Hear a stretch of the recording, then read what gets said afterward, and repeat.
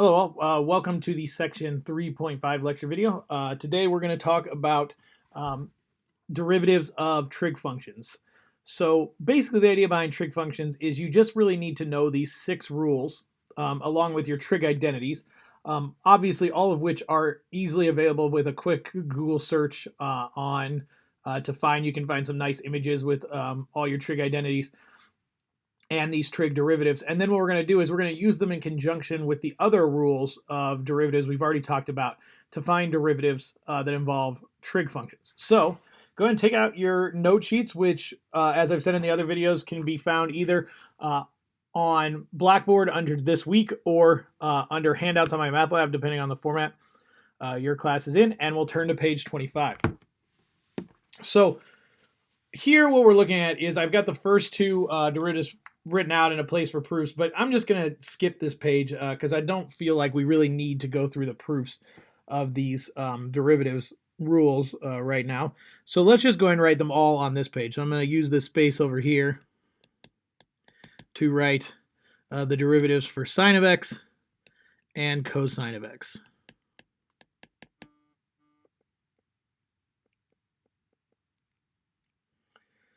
Okay, so the derivative of sine of x is actually cosine of x.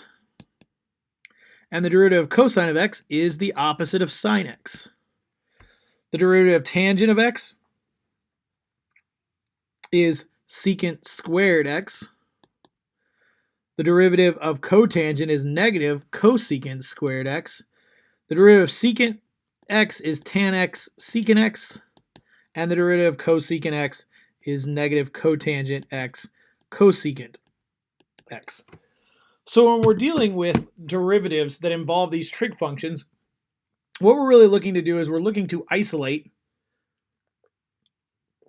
down to these 6 trig functions so that we can use these trig rules. So for example, if I want to do this first derivative here, what I need to do is I need to use my other rules to break this apart into derivatives we know how to do. So if I do d dx of both sides,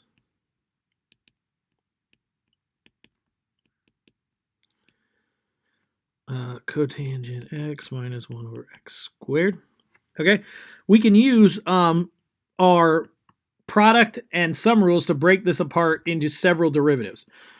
So this will be dy dx equals, so we're multiplying two things together here, so we have to use the product rule, so that'll be x squared times the derivative of cotangent of x plus the derivative of x squared times cotangent of x minus 1, the derivative of 1 over x squared. Okay, and now those are all derivatives we know how to do now. So this will be dy dx equals x squared. The derivative of cotangent of x we can see is negative cosecant squared x plus the derivative of x squared is 2x, cotangent of x, and the derivative of 1 over x squared is negative 1 over negative 2 times 1 over x cubed. Right, we bring the when we have a power in the denominator, we bring the opposite of that out in front, and we add 1 to the exponent. Okay, and so now we can just do some simplifying, and we get dy dx equals negative x squared cosecant squared x plus 2x cotangent x plus 2 over x cubed. And that's all it really takes to do these derivatives. Okay, and that should be a fine answer when you go to do this on my math lab. Okay, so let's try another one and see how these things go. So the second one here, same general idea. We're going to do the quotient rule here. So this will be y prime. I'm going to use a different notation just so we get used to using these different notations. So it's the bottom times the derivative of the top minus the derivative of the top the derivative of the bottom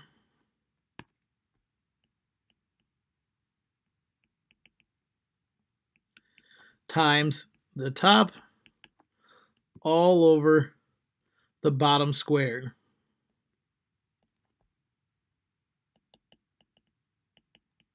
Okay. So now we can do those derivatives. So we can see from our rules at the top, the derivative of cosine of x is sine x. And from the top, we know the derivative of 1 is 0, so that goes away, and the derivative of sine x is negative cosine x.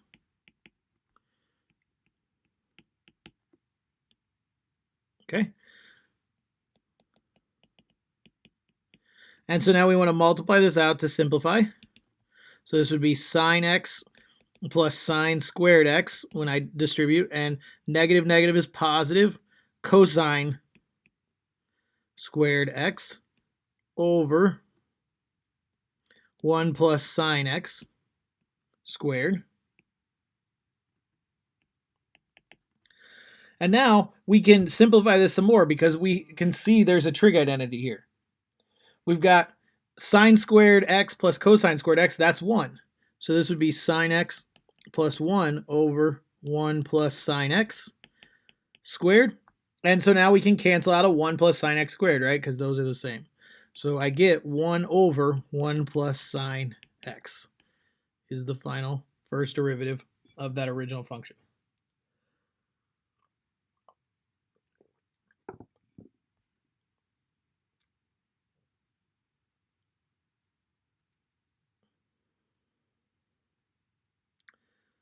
Okay, so let's go ahead and try this last one together, and then I'll have you guys pause the video and try some on your own. Okay, so here's one. Once again, in the first one, I wrote out this step where I broke it into different derivatives, but I'm going to go ahead and just use the product rules here and write this out. So this is going to, well, we'll do it similar to above. So I'm going to use dy dx notation this time. So this will be, we have a product, so it's the first thing times the derivative of cosine x plus the derivative of the first thing, x squared times cosine x, minus, and then in parentheses, we're going to use the product rule again. So this is 2x times the derivative of sine x plus the derivative of 2x times sine x, and then minus 2 times the derivative of cosine x, right? Because that's a constant multiple, so I can just bring it out in front of the derivative. I don't have to use the product rule there. Okay, so now we're going to go ahead and do all those derivatives. So let's see. The derivative of cosine x is negative sine x. The derivative of x squared is 2x. The derivative of sine x is cosine x. The derivative of 2x is just 2. And the derivative of cosine x is negative sine x. Okay, so multiply all this stuff together and distribute, and we get the opposite of x squared sine x plus 2x cosine x minus 2x cosine x minus 2 sine x plus 2 sine x. And now we can do some simplification. 2x cosine x cancels with negative 2x cosine x. Negative 2 sine x cancels with 2 sine x. And so the derivative here ends up being fairly simple because a bunch of stuff canceled out. So the derivative of that complicated expression up top is just x squared, the opposite of x squared, times sine x. Okay, so that's really all we're doing here with these. We're including these new rules into the quotient rule, product rule, sum rule, power rule, all the rules we learned about in section 3.3. So go ahead and flip to the page 27, pause the video here for a moment, and try working out these three derivatives. I will tell you that for the last one, you need to use trig identities before you can do that derivative as it's currently written.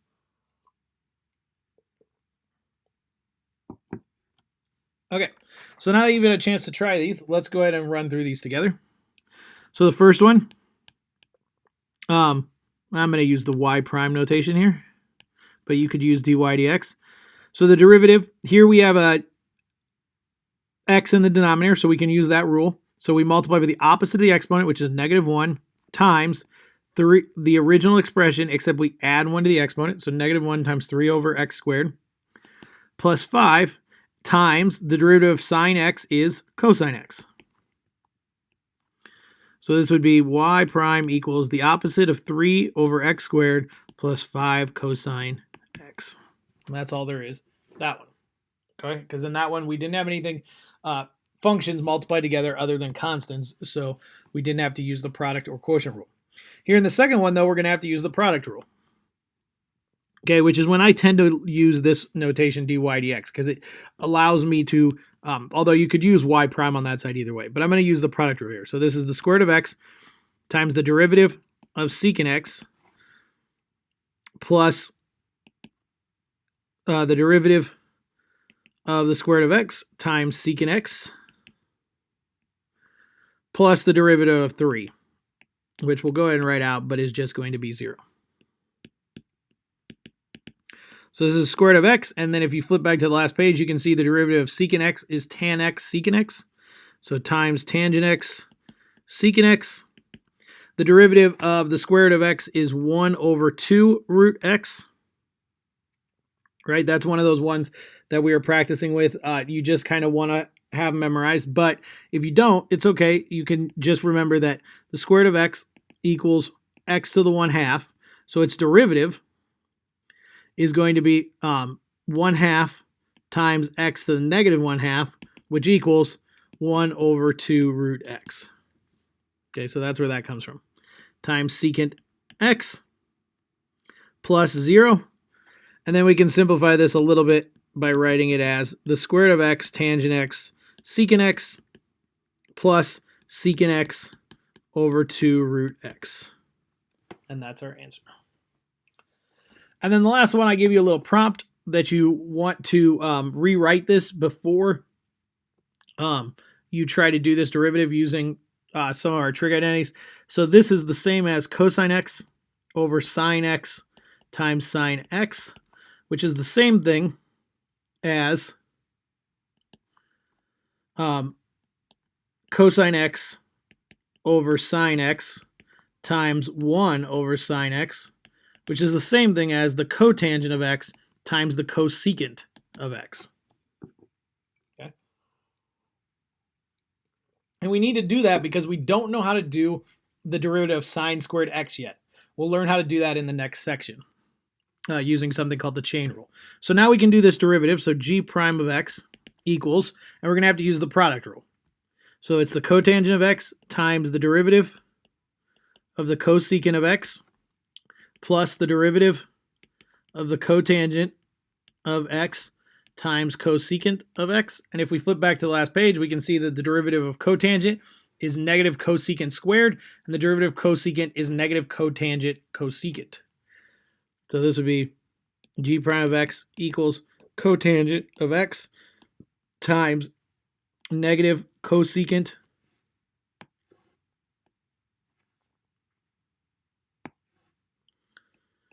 x times cotangent of x plus negative cosecant squared x times cosecant x.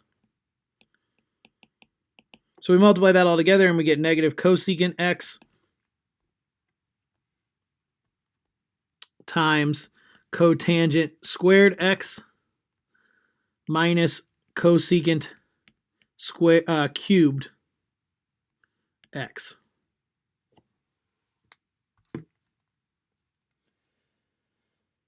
Okay, and now one of the things you may or may not recognize here is that there might be a trig identity that comes into play. Okay, that would allow us to possibly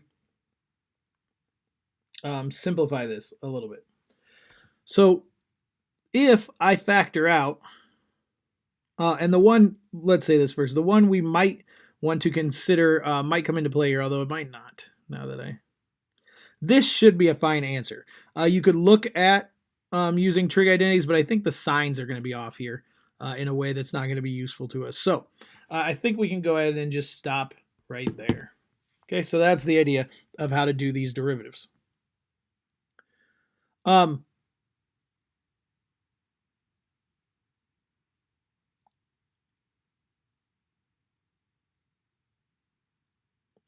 Okay, and so then these are just more complicated versions, as far as I can tell here, of the same idea. So I think what they're getting at here is you can actually sometimes you can rewrite problems so that they're a little simpler to deal with. So let's go ahead and look at that here, because that might be an example of what we're looking at here.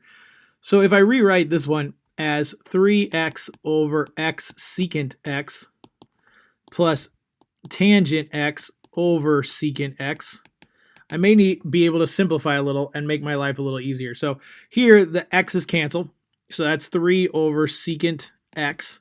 Here I can rewrite these using sines and cosines. So this is sine x over cosine x over 1 over cosine x. So and then while I'm doing that, I can also rewrite secant x using the same thing. So this would be 3 over 1 over cosine x. And then I have two fractions here and here being divided, so I multiply by the reciprocal. So it's sine x over cosine x times cosine x over 1. So we can simplify a little. So these cancel. And if I multiply by the reciprocal here, what I end up with for a function is 3 cosine x plus sine x. And now, instead of having to use the quotient rule to find these derivatives, I can do this derivative really pretty quickly and easily. Okay, so the derivative here would be, the derivative of cosine x is negative sine, so this would be negative 3 sine x, and the derivative of sine x is cosine x. Okay, so by doing a little bit of algebra ahead of time, and a little bit of simplifying of trig expressions, I can find an easier function that's the same as the given function to find the derivative. A similar thing happens here. In the second problem here, I'd have to use the product rule to find this derivative, but if I simply distribute the cosine x,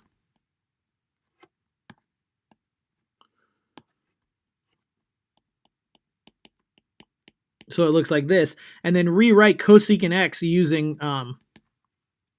sine, right? Cosine of x, because cosecant of x is 1 over sine x, cosine x, and then I can multiply these together. So what I get is cosine x over sine x, which is cotangent of x.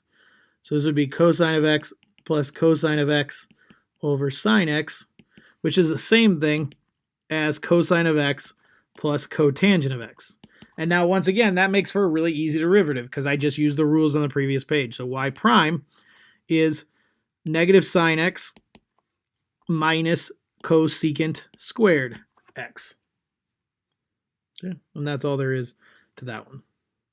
So we could try doing the same sort of idea with this last one and see what happens. The first two, it's pretty straightforward just for me to, but anyway, so let's try this one. So if I rewrite this as sine x over cosine x over 1 plus sine x over cosine x, I could multiply by cosine x over cosine x to get rid of the fraction. So this would be sine x over cosine x plus sine x.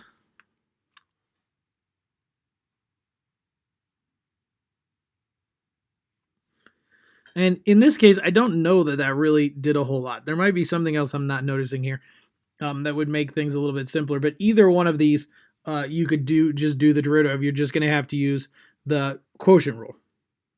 All right, so if I just did the derivative of the original, this would be the bottom times the derivative of the top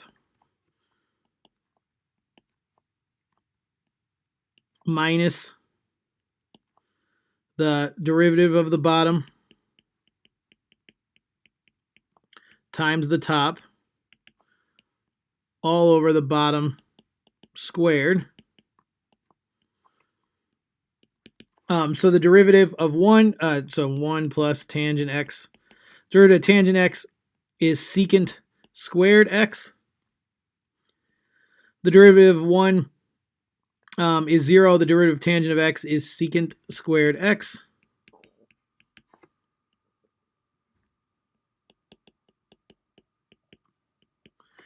And now we can do some multiplication if we want. So you can leave, or you could leave it written like this.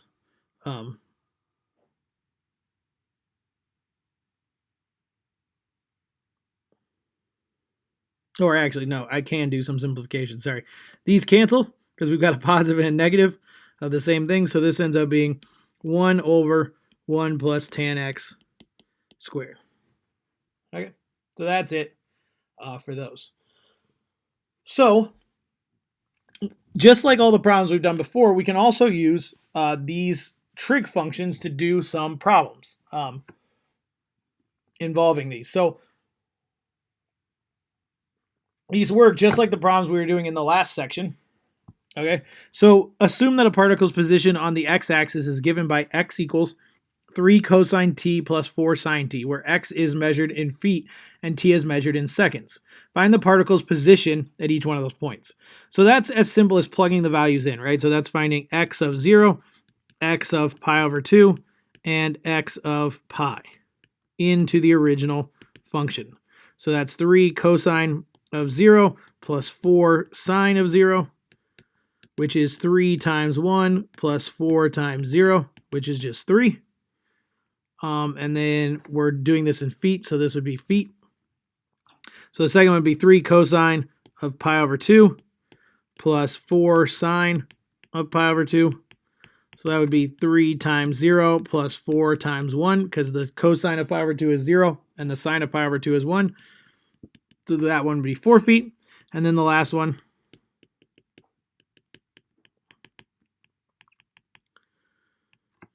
cosine of pi is -1, sine of pi is 0, so that would be -3 feet. And then if we want to find the velocity at each one of these points, we start by finding the derivative. So we find x prime of this original function, so that would be the derivative of the cosine is negative sine, so -3 sine t. And the derivative of sine is cosine t, so plus 4 cosine t. And now we plug the values into x prime.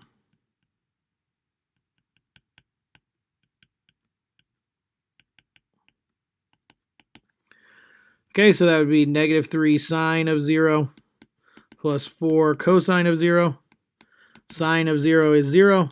Cosine of 0 is 1. So that'd be 4 feet per second, because now we're in velocity. Then -3 sine of pi over 2 plus 4 cosine of pi over 2.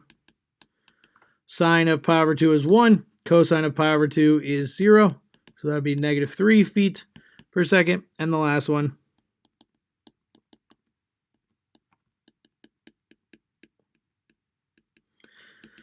cosine of 0 pi is 0. Cosine of 0 is -1. So that would be -4 feet per second. Okay, and so that's all there really is to that. So why don't you go and pause the video for a moment, and we'll try this last one, and then we'll be done with this lecture video. Okay, so now that you've had a chance to try this one, let's go through it together. So start out by finding the displacement. So you just want to do x of each one of these values. So plug the original values in for these values in for t in the original function. So we've got x of 0, x of pi over 3, and x of 3 pi over 4. So 10 cosine of 0. Cosine of 0 is 1. So this would be 10 centimeters is the units in this problem. So then we do 10 cosine of pi over 3. Cosine of pi over 3 is 1/2. So this would be 10 times 1/2, which is 5 centimeters. And then the last one, we're doing 10 cosine of 3 pi over 4. 3 pi over 4 is 135 degrees, which would be a cosine of -√2 over 2. So that would be -5√2 centimeters. And now we do the same thing we did in the previous problem. We find the derivative. The derivative of cosine is sine, so this would be -10. The velocity is -10 sine of t. And then we plug these same values into that.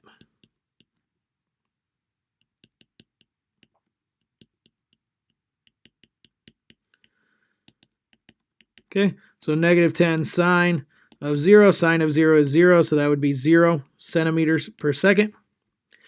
Negative 10 sine of pi over 3. Sine of pi over 3 is root 3 over 2, so this would be negative 10 times root 3 over 2, which is negative 5 root 3 centimeters per second. And then sine of 3 pi over 4 is root 2 over 2. So that would be negative root 2 centimeters, negative 5 root 2 centimeters per second. Okay, so that's it for today's lecture video. Thanks for watching it. As always, if you have any questions, feel free to contact me. Make sure you're working on your homework assignments and check back soon for more lecture videos.